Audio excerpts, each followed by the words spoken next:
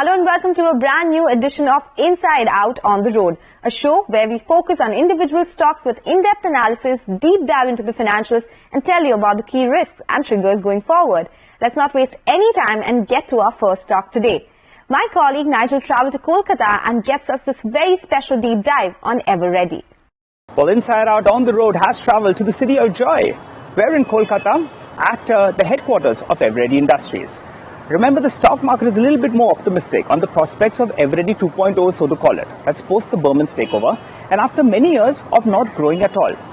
Well, on the shareholding pattern, the promoter entity holds roughly around 43% stake in the company, and out of that, the erstwhile promoter holds only around 4.5% stake. The new promoter, that's the Burmans, well, they hold bulk of that. In notable mutual funds, Tata Mutual Fund, they have close to around 2% stake in the company. Now, on the financials, in the last year, they delivered 1,300 crores of revenues with margins of around 8%. Further breaking it down into the segment-wise, well, you have the battery segment, you have the flashlight segment as well as the lighting business. The revenue comes up for you on the screen with their margin profile as well. A quick word on each segment. The battery segment, they are the market leaders with more than 50% of the market share. On the flashlight segment, well, they have a strong presence in the battery-operated flashlights. While on the lighting business, they're still a relatively small player, but there's tremendous potential for growth from here on. Well, the new management, they are focusing on revenues in mid-teens. Therefore, also looking at a push strategy rather than a pull strategy. That's what they're looking at. And also their focus has been on premiumization. For that, they'll have to spend more, so higher advertising as well as promotion costs. And also they're guiding for steady improvement in margins. Well, their debt is at around 360 crores and they're borrowing at around 9% margins. Well, there are some risks as well because the dry cell battery, well, the market itself isn't growing. They have low presence in the rechargeable flashlight segment, and they're yet to make their presence in the lighting segment. Well, also they're guiding for a push strategy, which will demand higher amount of advertising and promotion cost. Will it come at the cost of margins? Well, those are the risks. But to understand more about the company, let's get straight and get chatting with Mr. Saha, who's standing by. Thank you so much for having us. Thank you.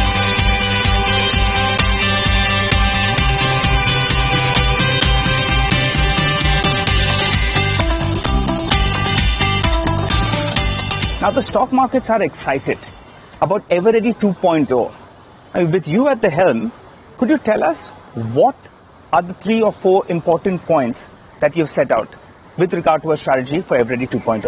Okay, but before everything, Nigel, heartiest welcome to our office. Pleasure. We come here every morning with a sense of joy. And that is our city is all about, city of joy.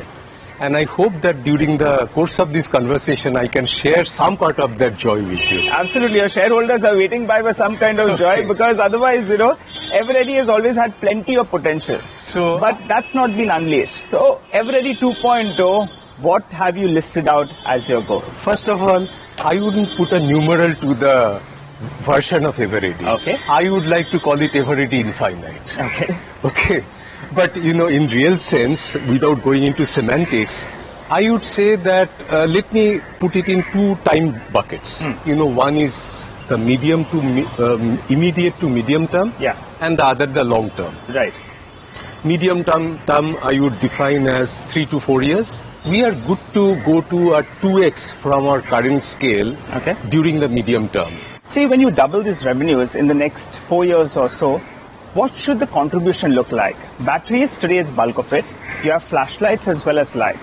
So, at doubling these revenues, how does the contribution change? As we grow to a 2x level, battery would perhaps come down to a 50% level and the other 50% being shared between the two, of which 30 to 32% would be lighting and 18% would be flashlights.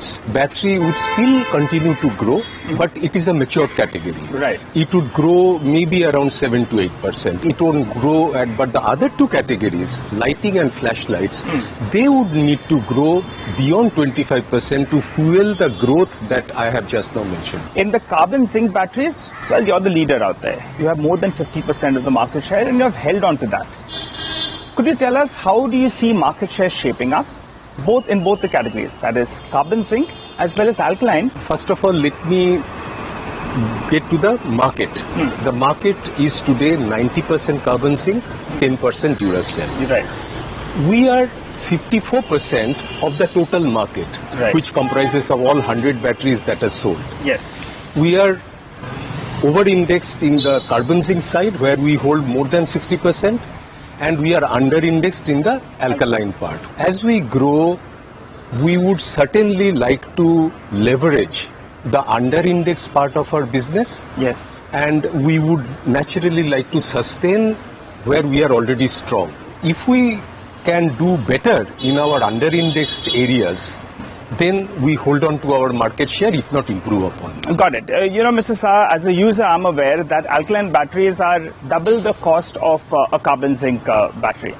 But if you could tell me profitability, how does it shape up as of now? Okay, so at this point of time, we make much more money in the carbon zinc category. Okay. That is really, as you said, that is the cash cow. Yes. Now, the thing is that alkaline batteries are typically about 3 to 4x. Right. In our country, as players have been trying to, bring alkaline into the market, they have found it a little difficult. Yes.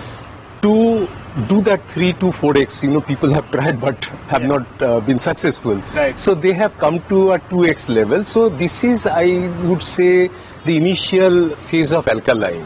The reason why people are not being able to implement that 3x to 4x is because in our country we do not have the devices that need alkaline. We do not have sufficient number of. You must appreciate that batteries is derived from the device population that exists in our country. Right. Just to give you a sense, in our country the largest consuming device is remote control.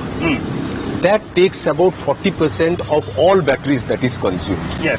To give you a parallel example of a developed economy, that drops down to something like 3 to 5%. Okay. Which would tell you that there are so many other household devices taking batteries, Yes. and they are actually the hydrant devices where alkaline has the best fit.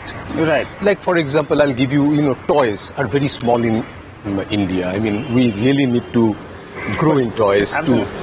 So I've got 2 little babies at home, so I know how it is. So you know about it. Where do you see then your market share headed in the alkaline business? So does it go to double digits in the next few years? Oh, certainly, the double digit would happen in quick time. Right. But I would say that the aspiration for the company should be to be balanced to the overall market share position that it enjoys in the battery market. That will be music to the ears of your shareholders, but that will be a focal point. And just to get this number out of the way, alkaline, in the alkaline market share, you're in the mid-single digits as of now? We are about 7-8%. 7-8%, and you're definitely going to be going to double digits is what it's the target. That should happen in quick time.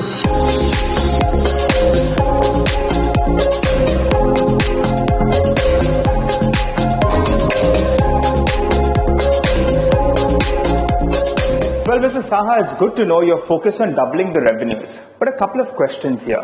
One, what kind of capex do you have to spend to double the revenues with your current gross block? What kind of peak revenues can you hit? And point number 2 is, you've been focusing on advertising and promotion. That's something that's not been done in the past. So how do you see the margin trajectory ramp up from here on? What should be the near-term and the mid-term guidance that we're looking at on margins? Okay. So let me answer the capacity part of it. The gross block that we have is capable of delivering this double the turnover kind of move that we have taken. If at all we consider, apart from routine capex, which is normal for any business, if we were to consider any fresh capex, that would be only in terms of improving our efficiency or profitability. It is not with a view to address capacity. Got it. Okay. Now come to the margin part of it. Right. As you know, we hold quite a large market share in the battery segment, and the question of margin erosion that just doesn't even appear in our mindset. So going forward, as we address our under-indexed areas in the batteries, we only see margin improvement from here. Okay. We are also helped by, last year was a bit of a outlier. The unprecedented raw material inflation sort of resulted in drop in margins. Not only for us, I think the entire broader economy for that matter. That has cooled down and cooled off, and So as I said, aided by a stable raw material price position, Yes. we only see battery margins going up Okay. as we go forward. Right. With regard to flashlights, again, we are a market leader. Okay. Okay, we are under indexed, which I would explain to you at a later point in this conversation. We are under indexed again in some part of the business, but we are still the market leader. The question, we sort of, set the rules of pricing. Right. So there is no question of any erosion there also. And lights? In the lights, yes, we are the follower. Yeah. We have a very small market share. Yes. So we are trying to see, first it has come in terms of getting our distribution side. Now it is, enhancing our portfolio. Right. But we still have to follow the leaders. We are, as I said, a small market shareholder. But as we gain scale, so today we are breakeven. Right. As we gain scale, which we aspire to do, that position would also become, it would start, it may not have the same percentage of margin as a battery or a flashlight, but it would contribute to the overall kitty of the company in the margin side. And I think on the lighting segment, the margins you're guiding for from flattish margins to mid-single digits. I would say mid-single digit for the moment, and if not, aspire for, let us say, a double digit sometime down the road. Okay, so just to get this out of the way, in the near term, that's FY24, FY25, we'll be looking at mid-teen to 15 to 20% top line growth. I would say, Nigel, I'm sorry to interrupt you. I would say that our primary objective is, first of all, to exceed the growth that we clocked in last year, which was 14%. Right. Then we take a deep breath. So better than 14% is what you're going to grow on this base of closer around 1,300 crores. Yeah. And margins in the near term, give and take everything that you're doing, reduction of cost, saving of cost, raw material costs going down, and spending more on advertising and promotion, double-digit margins at least, low double-digit margins are you looking at? Could you give us a band? Immediately, I would say between 10 and 12% is what one would look at. Okay, let's focus on a couple of other areas then. The arbitration case with KKR, which involves the erstwhile promoter as well, that's, that battle is still to be won. When do you see this get resolved? So as you know, Nigel, Eveready was not part of the KKR arrangement with the promoter. Yeah.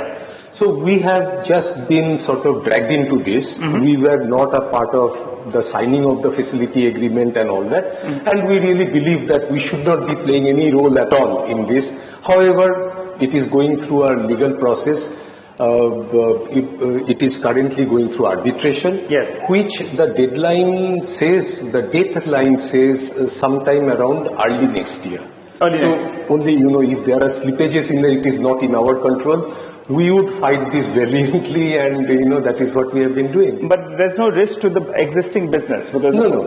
So the business currently has no risk because it has no impact on our current operations. Got it. Where it would impact is in the long term, because that particular embargo that we have on us is restricting us from raising capital and sell any non-core asset if we were to have any. Right. So, in other words, apart from debt, we have no money-raising avenue, which is, you cannot do everything through debt.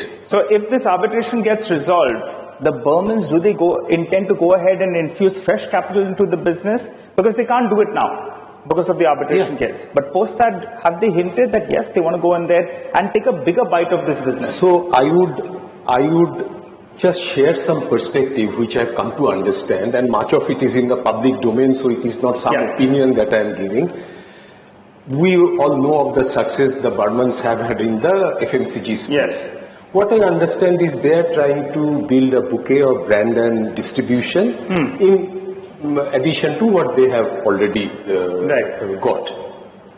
In that, their interactions with us indicates to us that they are extremely encouraging of our journey forward. The growth that we articulated a little while back has their full support and encouragement. Yes. And so, when the time comes, if KKR gets, resolved in a favorable way, one would assume that, that is how they have behaved. I can only go by their past behavior, how they have looked at companies. Are there any synergies between both these two businesses, Dabur as well as Eveready? So both are in the FMCG space. Yes.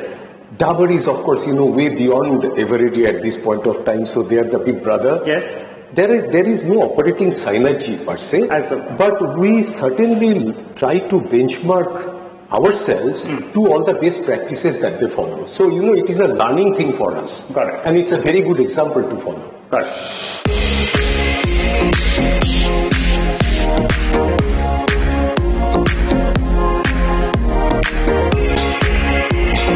Well, Mr. Saha, I wanted to iron out a couple of more issues. There's a CCI penalty that was imposed on the company a few years ago. What is the update on that?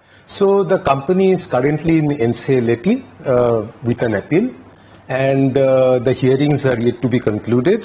So really I cannot give a timeline as to when that issue is getting resolved.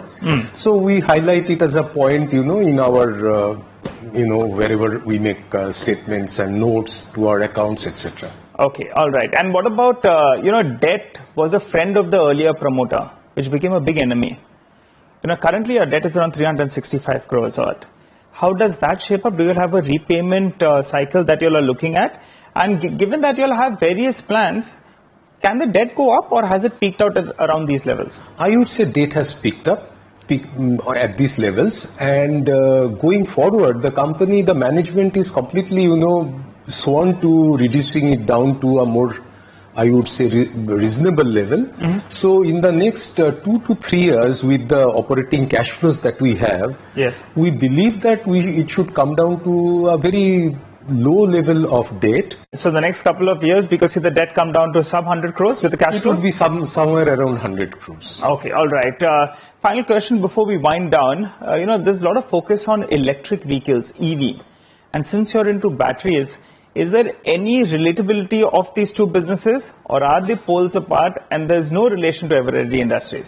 The only commonality is the word battery. Beyond that, it asks for different competencies and skill sets, which we do not have in ourselves, because we do different formats of batteries. These are small cells that goes into, people's small devices. Well, thanks a lot for that clarification, Mr. Saha. It's been a pleasure speaking to you here on CNBC-TV18. Thank you, Nigel. All right, that was a deep dive into Eveready, but time to slip into a short break. We'll come back with another interesting stock. Precision Camshafts is in the spotlight on the other side.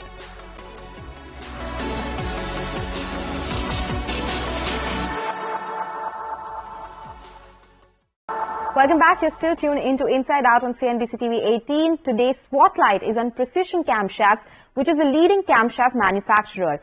Company supplies all three types camshafts, that is cast iron, ductile iron, hybrid and assembled camshafts. Now, camshaft is a mechanical component of internal combustion engine. The volumes for the company are broken into machine camshafts, which is around 33% of total volumes, and rest is camshafts casting, which is the bigger pie at 67%. Company says they have 9% market share in global camshaft industry and 70% share in India's industry. They have many clients, sharing few names here since it is a long list. The likes of Ford, Toyota, Maruti Suzuki, Escorts, Royal Enfield, Bosch, BMW, to name a few. As on FY23, the capacities of two segments, that is machine casting, stood at 79.2% and camshaft casting stood at 79.8%. They have 8 facilities that include 4 foundries and 4 machine shops as well.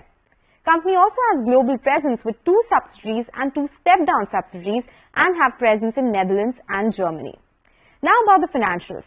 FY21 saw weakness due to weakness in auto industry globally and higher commodity prices as well. From FY21 revenues of around 709 crore rupees, company improved it in FY22 and in FY23 saw decent growth at 1080 crore rupees. EBITDA, however, did not grow in FY23 after some improvement in FY22. After a loss in FY21, company did see a turnaround, but FY23 performance was flat at the bottom line level. They have decent exposure to export markets with 55% revenues coming in from there. The key raw materials used are resin-coated sand, pig iron and MS scrap. So raw material pricing volatility could impact margins. The other risks include one of the Netherlands subsidiary continuously reporting losses, which stood at 14 crores in FY23 versus 19 crore rupees in FY22. And since it is a cyclical business as it caters to automobile sector, demand and hence performance can be impacted. But they are focusing on the EV segment, which could be a high margin business. They plan to set up EV plant at Solapur and also developing an electric powertrain tailored for sub-4-ton LCVs. Promoters hold 65.37% stake with no major holding coming in from institutions. The stock is trading at 38 times one-year forward earnings. But we have run out of time on this edition of Inside Out. It's a goodbye from Nigel and I. But do write to us and tell us the companies you want us to discuss and you want to hear about. And we'll feature these on our show. Thanks a lot for watching.